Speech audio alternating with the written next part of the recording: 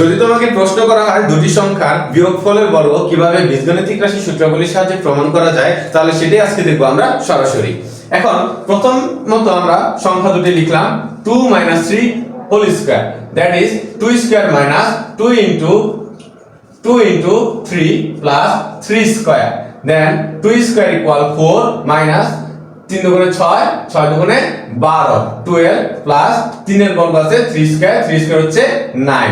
এখন ধনাত্মক সংখ্যা আছে 4 এবং 9, এই দুটোর যোগফল হচ্ছে 13 এবং মাইনাস আছে হচ্ছে 12। 13 থেকে 12 বিয়োগ করলে থাকবে 1। এবং আমরা যদি ডান পাশে যে সংখ্যাটা নিয়েছিলাম সেটা দেখি, 2 - 3 তার উপর হোল স্কয়ার ইকুয়াল 2 থেকে যদি আমরা 3 বিয়োগ করি -1, কারণ বড় সংখ্যার সামনে আছে মাইনাস, তাই মাইনাস চলে আসছে এবং তার বর্গ।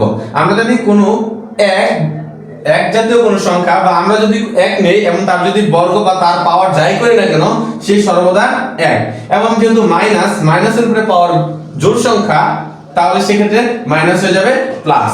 এবং আমরা দেখতে পাচ্ছি আমাদের ডান পাশে ছিল হচ্ছে 1 এবং বাম পাশে হচ্ছে 1, তার মানে বোঝা যাচ্ছে যে বাম পাশ এবং ডান পাশ উভয় কি সমান।